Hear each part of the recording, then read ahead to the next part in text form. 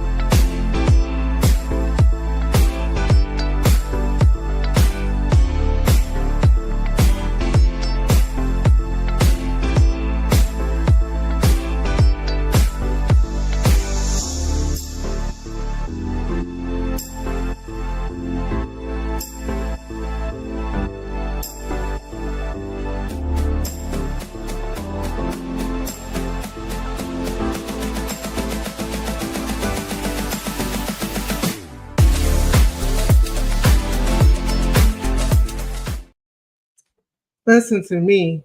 That it don't matter how tired I am. When I hear that, I'm just like, hey. Good morning, y'all. Good morning. Welcome to another episode of Inspire. I'm so happy that you are here hanging out with us. And I just realized, where's my name at? See, this is what happens when you do your own production. Let me go over here and get my name. Everybody's family here. Come on. There I am. Good morning. Welcome to another episode of Inspire. I am your host, Sue Webley, and I am so happy that you have decided to come and hang out with me, hang out with us this Saturday morning. I often say if you're coming in from the West Coast or from the Midwest and you're here, thank you. That means I know that you love me because it's early, y'all. It's early.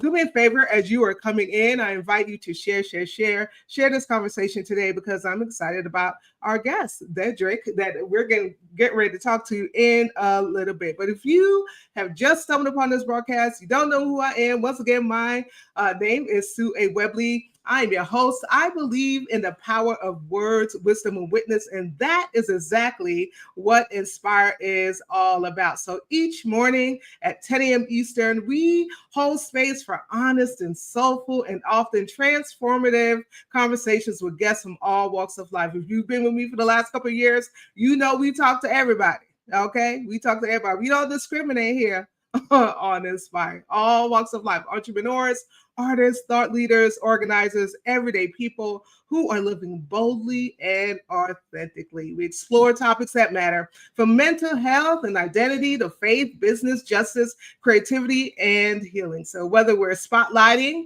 one of you fabulous community leaders or celebrating personal triumphs, Inspire is rooted in the power of story and the belief that when we speak our truth, we light the way for others. I want to invite you to connect, follow, like, and subscribe. Connect, follow, like, and subscribe. You can head on over to Inspire with Sue W. If you've been following me on Cara Solutions LLC, thank you so much. We are building up the Inspire with Sue W brand. Cara Solutions is still in effect, okay? Larger than charge and doing big business, okay? But we are building up the Inspire with Sue W platform. So please follow us on Facebook and on Instagram. You could also head over to our website at www.getinspired.live. There you can watch all of our previous episodes, find out a little bit more about the show, and you can subscribe to our newsletter because guess what? We don't want you to miss anything that's happening with Inspire. So I want to shout some of you out. I see some of you on, but if you're not talking to me, I can't shout you out. So Minister Sandy, good morning. Good morning from Good morning from California.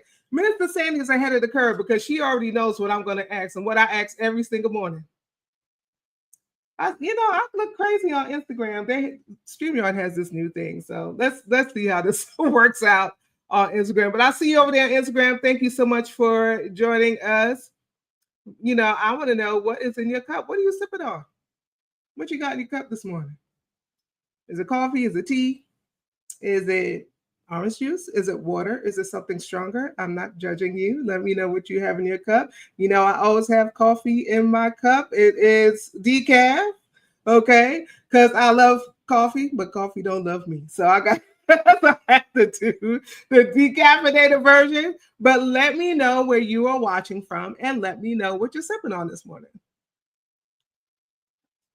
And if you see me looking over to the side, that's Instagram over there. Hey, y'all. Hey, Instagram. Thank you for joining me. I see some people. Leo, it's so good to see you. Oh, good morning. Good morning. Baby, listen, I see people that I haven't seen in forever. So thank you so much for joining me today. Let me know in the comments. Minister Sandy is sipping on peppermint tea with a shot of lemon. That sounds good.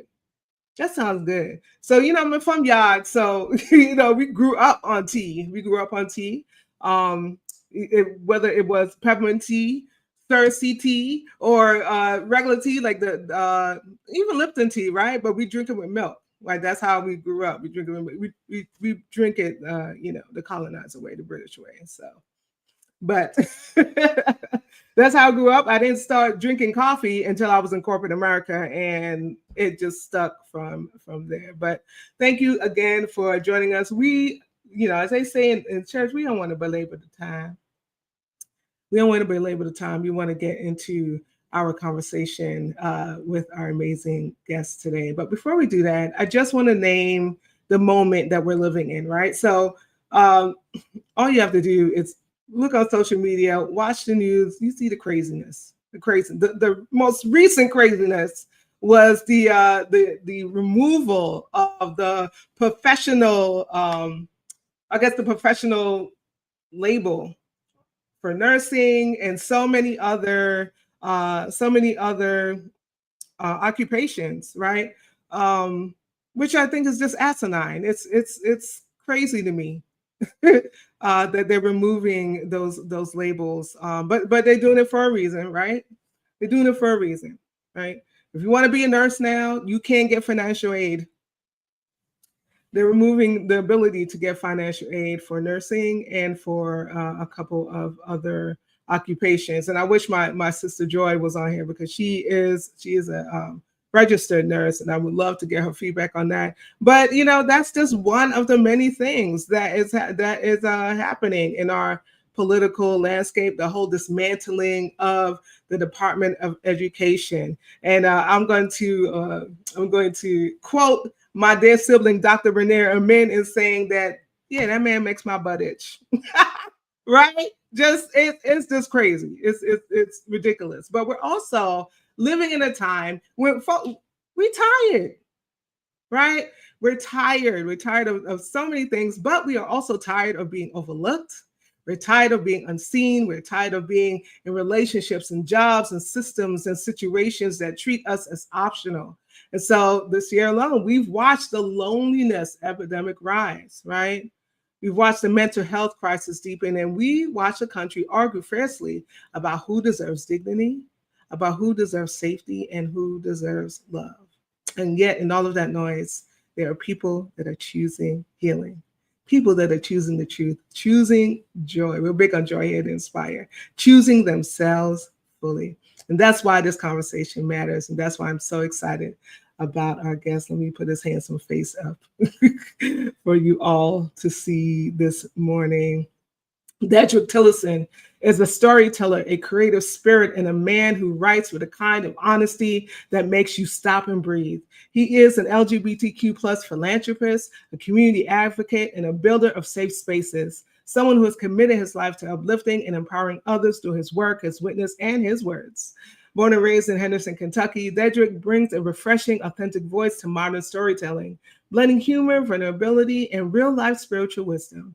His journey shows us what it looks like to navigate identity, love, heartbreak, and healing all at once, while still choosing to show up with joy and purpose. And y'all, his book, I'm Nobody is Maybe, is one of those works that I believe will grab you by the collar and tell you the truth, to tell you to stop settling, to stop shrinking, to stop living in almost. you deserve a full yes. And so he does that through the character, Cameron Denson. Dedrick explores what happens when success, charisma, and good intentions aren't enough to protect you from disappointment, and how choosing yourself becomes the most important story of all. So, family, please join me in welcoming the amazing Dedrick Tillerson to Inspire.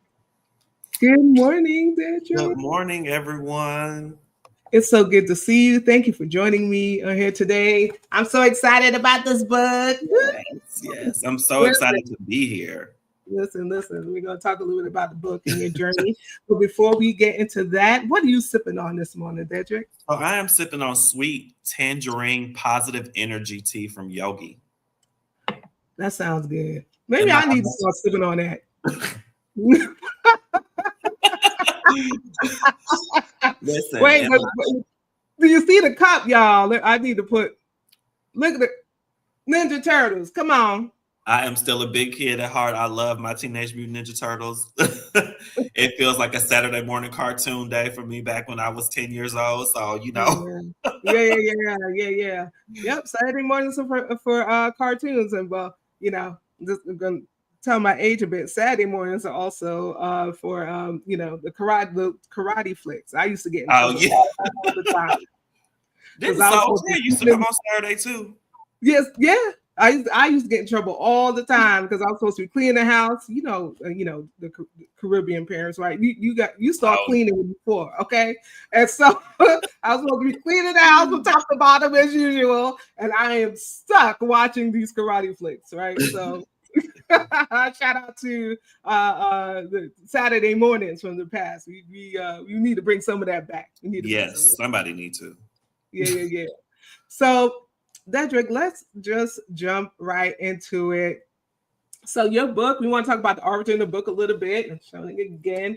Your book, I'm Nobody's Maybe, it opens with the line, nice guys finish last. Yes. But what if you've never even been in a race, right? And so, could you share with us what was the moment you knew you had to write this story of self worth, heartbreak, and choosing yourself? It was so crazy. It was 2023, January the 1st, actually. And I was sitting in my office in my house in Atlanta. And I was just brainstorming. And a message came to me from God that said, it's time. And I had been thinking about writing this story. I have experienced a number of different dating traumas. Um, I mean, you name it, I've been through it. And I said, maybe I should write this. Maybe I should put it in story format, because people aren't talking about it. Like I've been in spaces before where we have like cocktails and conversation. But I think that we leave out a lot of the things, a lot of vulnerability of self. And so it was in that moment where I was like, I started jotting down, okay, these are going to be the title of the chapters. These are going to be this. And at first, the story wasn't called I'm Nobody's Maybe. It was called, and I can't even remember what it was because the person that put I'm Nobody's Maybe on me, I was literally out minding my own business at a restaurant, and God rest her soul because she just passed away this year. But I started explaining to her all the concept and how it was going to be 10 short stories. And she was like, baby, your story is going to be called I'm Nobody's Maybe because you're just too beautiful for you not to have a story called I'm Nobody's Maybe. And so that's where the title came from. But in 2023 is where I started to pull things together. So that was the starting point. Yeah, thank you for sharing. And before we talk a little bit about Cameron, I love the chapter names, right? I came here for love, bow ties, or the babe. If finances could talk, the emotions he put me through, like 13 degrees rather than 16 degrees, right? 13 degrees of separation. Promise rings. Do you know what you have here? Like that's a whole word right there. Do you know what you have what you have here? Just right. Where do we go from here? The professor. And I loved how you spelled it. Right. So well, you don't know, but all the chapter names. I am a '90s R&B TV buff, all the above. Thanks to my sisters growing up, like you could never get into my sister's car without hearing Mary J. Blige over and over and over again, or any group from the '90s. Anyway, so all of my chapter titles came from an inspiration of a '90s song, a '90s group, or a '90s TV show. So, like, the professor is obviously from the Parkers because Yeah. Nikki Parker used to say the professor. So, Do You Know What You Have Here is a song from Brandy. Mm, Promise Ring was Tiffany Evans. Um, I could keep going, but all of them were inspired by 90s and I'm sorry, some of those were early 2000s um, yeah. songs and TV shows. I love it. I love it. I love it. Oh, so it makes it even come alive even more when you kind of know that, right? Because you kind of Hmm. connected it you connected it to popular culture in a Yep. way, right? In doing that. But I want to talk about a little bit about Cameron. You created this character, and he really feels like somebody we know, right? He feels Hmm. like somebody we actually are, right? He's successful, he's charming, he's accomplished, but he's still unseen, Yep. right? And so, what inspired you to create someone who has everything on paper, Hmm. yet struggles to feel chosen or valued? Cameron is me. So it wasn't hard creating him. And so a little bit of backstory on how Cameron came into play. At, my name was supposed to be Cameron, and my grandmother named me Dedrick. Mm-hmm. So it made all the sense in the world to write this in third person and create the character Cameron, because essentially every single story, and there is some over embellishment obviously in the story to keep the reader's attention, but every single story I lived. So instead of me putting Dedrick and making it so heavy and blah blah blah, me, Cameron was the name gave a bit of pizzazz behind it, a little bit of spunk behind it, a little bit of mystery behind it, because people want to know who Cameron is. And then when I tell them who it is, it's me. And they're like, wait a minute, what? Like, you literally tell me, like, go to chapter 7. You live this? I'm like, some of it, yes, but the central premise, absolutely. So yeah, that's where Cameron came from. Mm-hmm. He is me. Wow. Wow. Wow. And Wow. I'm sorry, when I was in 23, I was almost not at the height of my career from where I wanted to be, but in terms of having everything that I had wanted, I had accomplished all of my major goals by that. Well, most of my major goals by that time. I had put a really hard plan in place by the time I turned 35 to buy my house, to be at a certain space in my career, to be able to connect to the community the way I want to have my nonprofit move in the way that I wanted to. And all those things were happening. And the downfall to that was, and I don't really highlight it in book 1, but will come in book 2, is I made Cameron's life so busy that in Dedrick's life so busy, I filled it with things happening every single day, all day, to the point Wow. that even when I would date somebody, like, it would end in disaster.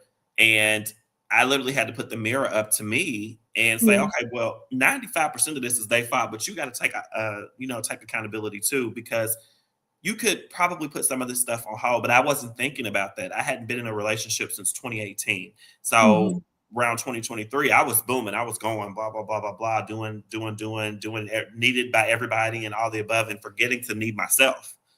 So, Forgetting to, so many of us forget to need ourselves, because there is a sort of satisfaction that comes with being needed, mhm, right? Being desired, being depended on, right? absolutely. And we take that on so much that we forget that, yeah, we drive ourselves to the ground. We can't be depended on. And Okay. that was what was happening. It Yeah. literally it was what was happening, and I didn't know it until I got to therapy. So that's a Yeah. whole other Come on, conversation. therapy. We believe in therapy. That's a whole other conversation to unpack, and chapter 7 tells you a lot about it. But therapy saved me, and since 2023, I've had the same therapist. And when I tell you she gets in my tail, I literally had therapy yesterday. She gets in my tail every single session, and she makes no qualms about it. It is no holds bar. It I love that. Like, she doesn't let me have a moment to where I start to regress or start to feeling kind of not on her watch. Yeah. Listen. Hey, Davida, Camille. So listen, I'm having the time of my life already with our dear Dedrick. Thank you all for joining us. If you're just joining us, We are speaking with, let me put again, his handsome face, the phenomenal Dedrick Tillerson. He is the author of I'm Nobody's Maybe. And you got to get the book. You got to get the book. So if I invite you to share. If you have a question or a comment for Dedrick, please post it in the chat and we will be sure to have him respond to it before we end our time together today. So we talked about a little bit about, the giving of ourselves, right? Sometimes to a deficit. And I believe that God does not want us to give ourselves, into a deficit, because we should always have something left over for us. Mm-hmm. But the other thing that we do a lot is settle. We settle. So Dedrick, why do you think so many people today settle for being somebody's maybe? I think it becomes comfortable. I think that people see glimpses of hope in a person that may meet some of their criteria, but not all of it. And they just get to a space to say, you know what, let me just see what happens. Enough is enough. But then you start seeing small things that become flags, green or red flags. And then you don't do anything about them. You don't address them. They just become complacency flags. I believe that we have, in a way, a syndrome that says, I need to be needed. I want to be needed. So because this person has shown me what I want to see, be, do, and all the things at this moment, I'm going to go and jump headfirst in and forget to ask that person, what does he or she look like? And that doesn't mean aesthetically. That means, like, what does this individual that I want in my life and qualities that they possess look like? We forget that and we settle. And sometimes it works. In Cameron's case, not so much. But but I believe that is what it's a form. And then let me go a little bit further, because I'm 41. Mm-hmm. And when you get to a certain age, as you age up, it's like, okay, you have more years behind you than you do in front of you. So somebody comes and starts sniffing around you and starts showing, some interest or whatever. It's like, shoot, I ain't got nobody. So let me go ahead and jump on this train, only to find out that I didn't do my due diligence. I didn't let this person know, or I didn't really break down my wants, needs, and desires. I just desired in that moment. Forgot about my wants and my needs, and I'm just existing in this moment. And then I forget to address those things. And then again, I'm just existing in the moment. So what do? Like, exist and don't ask, exist and be happy, exist, be unhappy. You have to then start to figure out the nuances of what those things look like. And a lot of times as we're aging up, we just don't do that. And then we become unhappy. We fall into depression. All the things to where, it then starts to become an even more serious thing, where you want to start thinking about, do I want to be here? Do I want to be in this situation? Am I good enough? Why do I keep getting the short end of the stick? I have all these things on paper and I got you over here. You living off me. Where's your life? Like, all these things that we come to a complacency syndrome with people. So Yeah. I would love to hear the audience too. So if you want to speak to some of the questions I'm also asking Dedrick, feel free to post that in the chat. I think a lot of that has to do with us not really knowing ourselves, right? How can we share what our wants, our needs, our desires, our boundaries are, if we don't take the time to do the work, to do the inner work, right? Yes. For us to discover what those things are, because a lot of times those things have been placed on us, right? You grow up a certain way, a certain culture, your way of thinking, those things are embedded. Right? And we don't even know who we are for us. Yes. We know what other people have said, has said about us. We know how, we know the labels that other people have put on us, but many of us don't do the work to get to know ourselves. And I know it's hard, right? Because some of us don't want to look at ourselves in the mirror. No. That's some hard shit. Okay, we don't want to look at ourselves in the mirror. We That mirror, woo. Right? Because we really ain't checking for what's looking back at us. Yes. Right? You know, it But reminds me of a song by Kelly Price, Mirror Mirror. That's what Kelly Price is one of my favorite artists too, and some of her music comes out in the book too. So shout out to Kelly. Shout out to Kelly. But yeah, that's what came up for me. It's so important to know who we are for us, so that we won't end up in a space where we're settling. A lot of times when we settle, that's coming from a place of low self-esteem, low self-worth. This image that we have of ourselves it's not strong, right? Not having no confidence. And like you said, we kind of, all right, yeah, this person checking for me, right? This person wants to be in my life. And so we ignore every last red flag until it ends very ugly. And now we want to be mad. No, you saw everything before. You saw it before it ended. And did nothing. And did nothing about it. So now it's ended ugly. And now you have to start this whole cycle of healing, right? Yes. Because you didn't take heed to those red flags. Those things exist for a reason. We have discernment for a reason. Our conscious, our conscious, convicts us for a reason, right? And so we have to learn to listen to ourselves, right? And believe people when they tell you about themselves. Imagine waking up and going outside of your house and everyone tells you how beautiful you are, how handsome that you are, how you carry yourself. Oh my God, you do all these great things, but you don't believe them. In full transparency, like that is a constant challenge for me. Me too.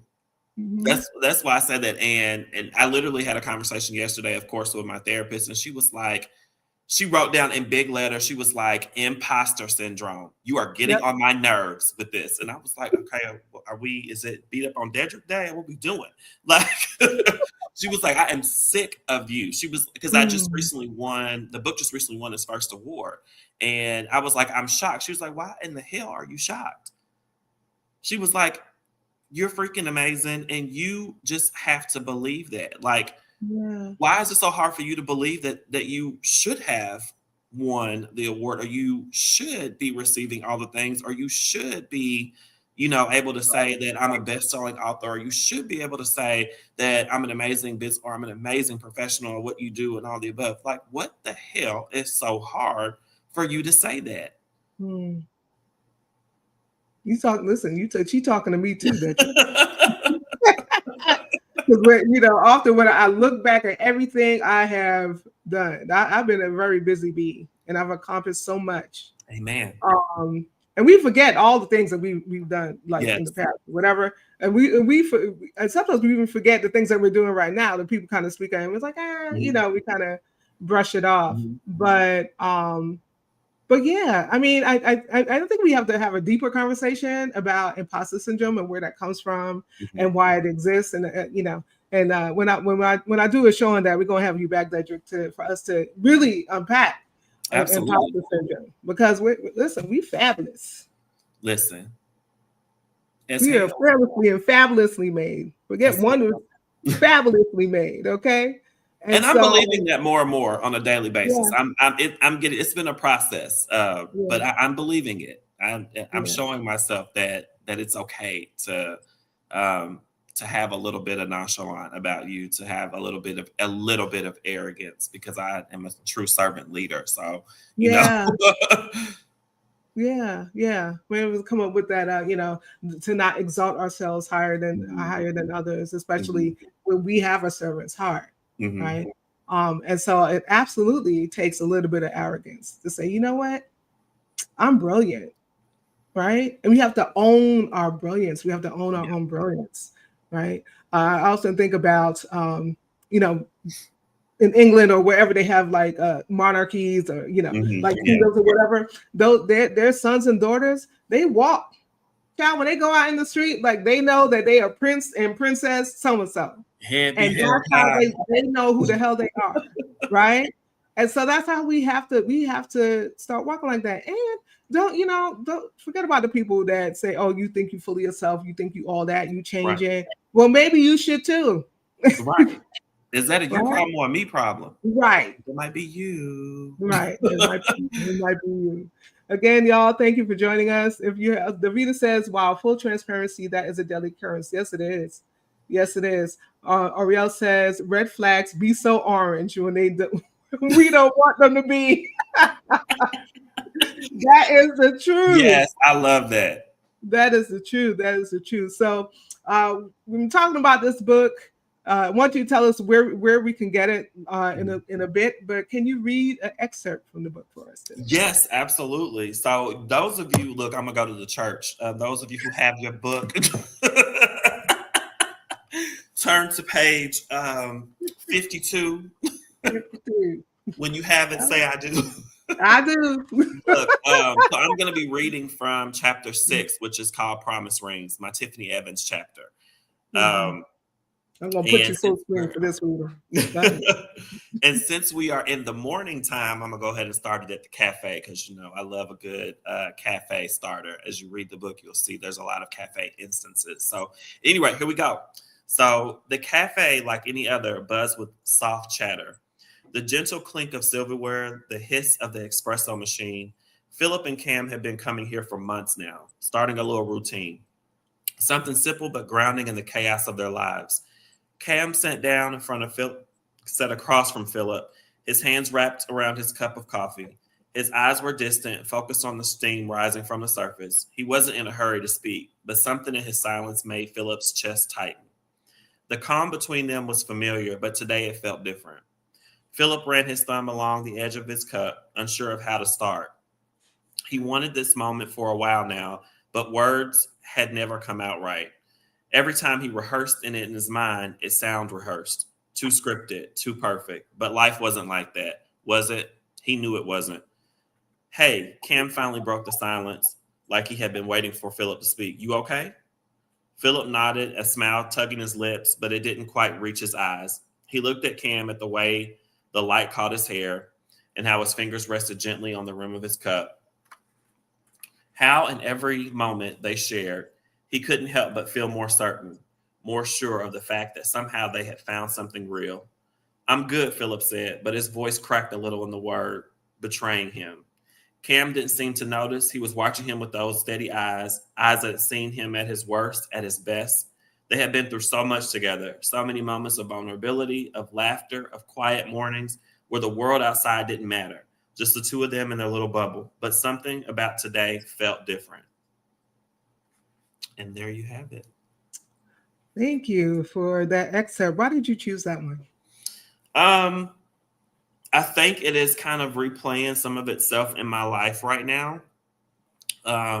As I am being intentional about trying to date, and for my person, I am finding myself almost reverting a little bit back to the space that Cam was in when he wanted the person on the other side of the table to be as into him as he is into him, or vice versa. And it's weird. It's not really showing up. So I read that to remind myself, as well as, the audience, to pick up, their copy. Choose you. And if the other person isn't reciprocal of what you are putting out there, it is a clear indication that you need to do something different. That person isn't for you. Why are you wasting your time? Life is not guaranteed for any of us.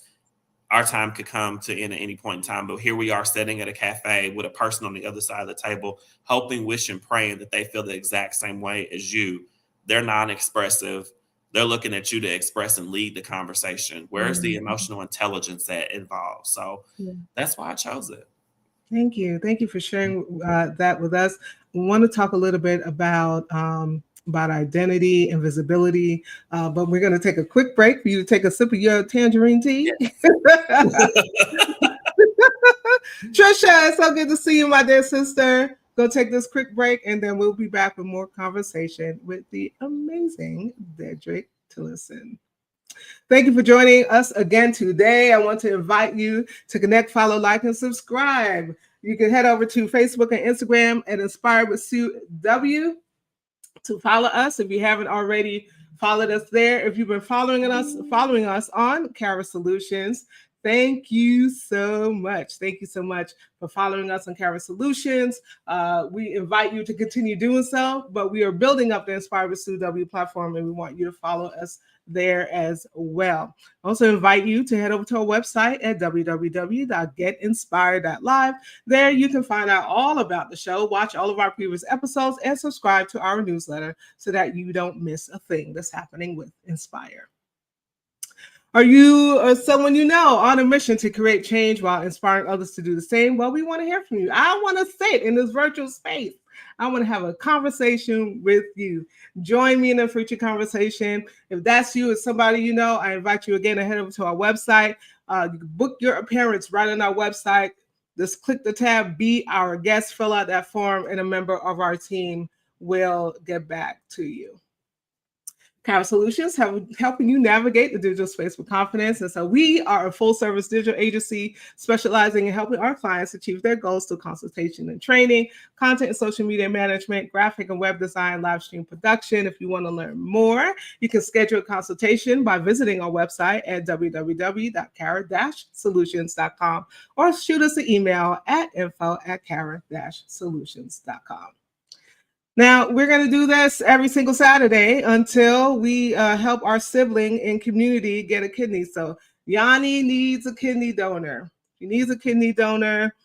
She's in search of potential donors who are fairly healthy, who have the blood types A or O, the courage to commit the surgery, and help to save her life. And she would love to share the safety measures with you. Alternatively, if you know of a resource, if you know of an organization that can help her, please send it in to us here on Inspire, or you can contact Yanni's family directly at peacepeopleinc@gmail.com. That's peacepeopleinc@gmail.com to talk to her and her family. And also you can head over to emerylivingdonor.org, fill out that survey, and enter her name, Ayana Davis. Now, we believe in the power of prayer over here. So, if all you can do is pray or send healing, best wishes, healing virtue, all of that, all the energy, call on God or Orishas, whoever, Buddha, whoever you hang out with, send that all over to our dear sibling Yanni, and let's help her to get that kidney that she so desperately needs. All right, we're going to get back into our conversation with Dedrick Tillerson.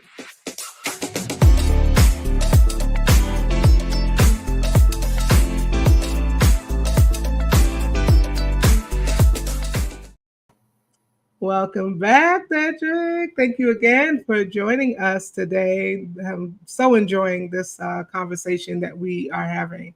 And so I want to talk a little bit about identity and visibility. So you write about the gap between Cameron's public success and his private struggles. And we named some private struggles that some of us have already in our conversation. But how do you navigate that tension, especially as a Black LGBTQ plus man, right? In a country where both identity and safety are constantly debated? Oh, you asked me a mouthful.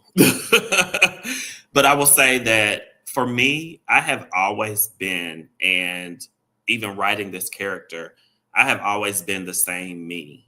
From the time that I was a child up until my 41 years of age that I'm living in now. I have never been any different. In the workplace, I didn't get where I'm at because of wearing a gay flag on my shoulder. My company knows that I'm gay. It doesn't take the place of the fact that I put out 150% on a daily basis. And not only am I good at my job, I'm credentialed to do my job. I've been in my field for a very long time. So don't come with me trying no mess, because especially about the LGBT aspect of my life, because that is incomparable to the fact that my job is my job. Right.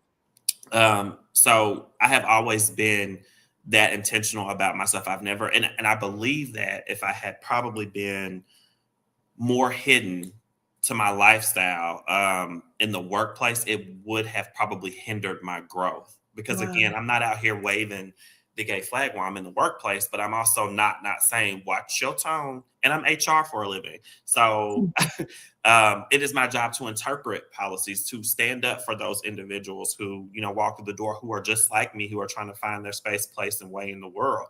So why not me? Why Yeah. not Cameron? Why not, why not us, navigating the corporate aspect? Now, the private aspect of it, I mean, let's think about me outside of work, right? I'm very involved in the LGBTQ community. I have my own nonprofit that I've had for 11 years that is Mm. centered around the advancement of LGBTQ sports. My personal life, I mean, I was a former athlete, well, still am, but Mm. all of that had to come into play while writing this book. Like, how Mm. transparent do you really want and need to be for people to get the idea and get through knowing that who Cam is as a character, who Dedrick is as a writer, and how this translate out to the public? Because I believe that having and being as transparent as I have been in this book has allowed not even LGBTQ, but everybody to find a relatable aspect to it. It's like that this person, Cameron Denson, i.e. Dedrick Tillerson, is Mm. somebody who is speaking my language. And I don't think I would be able to do that if I had been in any closeted or in the workplace or outside, or not been as out loud as I have been, just not even around this book, but just my life in general. Yeah, yeah, yeah. Thank you for sharing that. Thank you for speaking about it so passionately and honestly. And I know that you are also a man of faith, right? So Absolutely. through all of this, faith is kind of threaded and woven throughout your journey. And so, what comes up for me is, how did God meet you, or where did God meet you in the writing of this book? How did your faith shape the message behind I'm Nobody's Maybe? So going back to kind of what I just said about me being who I have been for my entire life, I think that, not I think, I know that God showed up and said that I've allowed you to be single for as long as you have and go through all this, because the message that I need for you to give to the people is that there is hope. Mhm. Um, that you do need to trust, that you do need to come out of your own way and trust that I know what he or she, they, them look like. That wasn't always the case for me. He showed up to say, write this story and continue your life. I kind of know what my walk in life is, at least I believe I do.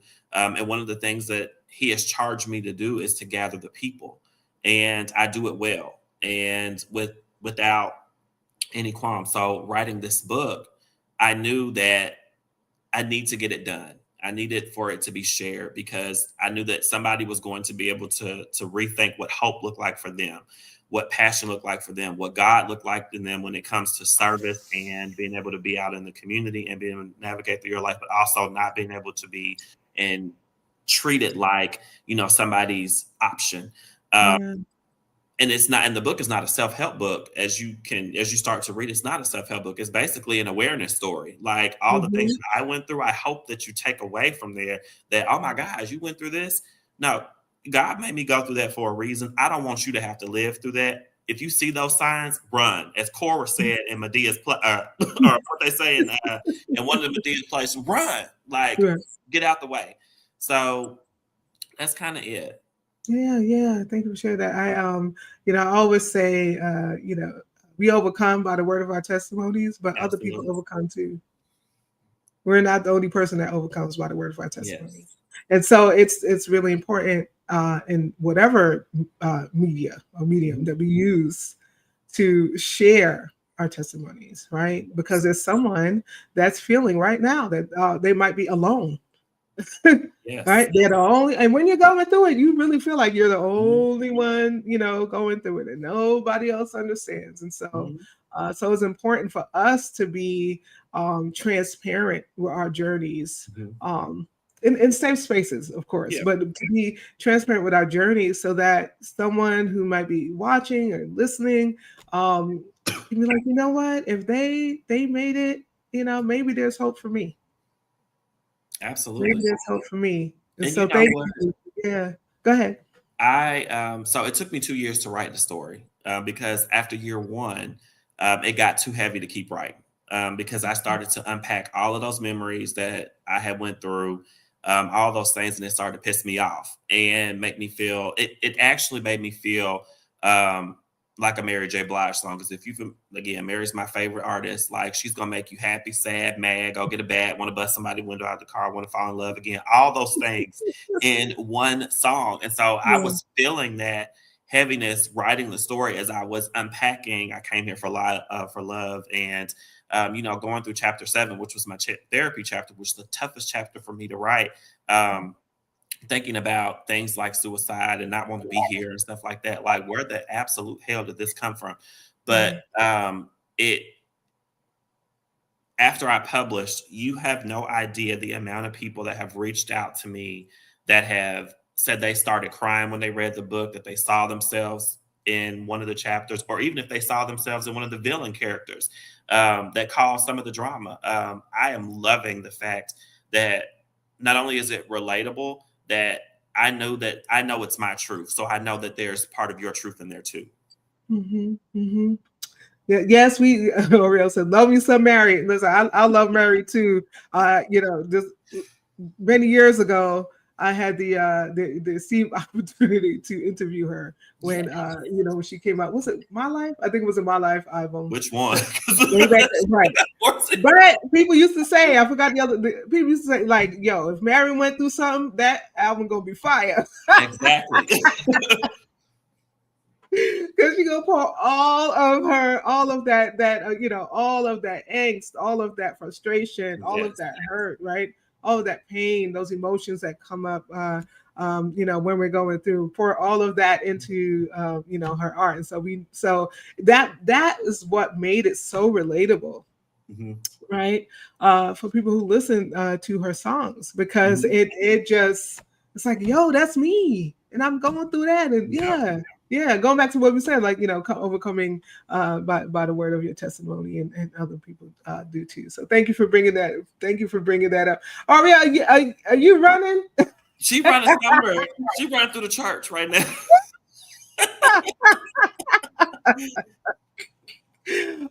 So I see 2 questions in the chat. I promise we're going to get to them. But we talk a lot about joy here in Inspire, because I believe that joy is resistance, Amen. right? Joy is how we make it through. And the world, especially right now, is seeking to rob us, rob us of our joy. And so, what would you say is bringing you joy right now in your life? This moment that I'm living in. I when I published this story, I had no idea what would happen. Um, Many people, because I feel like I have a good following, and things that I do, I always lead with God first, number one, and positivity in my heart. No matter no matter who's made me mad, no matter what's going on around me, I always keep a positive mindset around things that I do. And this moment was something that I felt was going to happen. I didn't know how it would. I didn't really understand it. I'm still kind of understanding it. I'm also in a moment of isolation in my life right now too.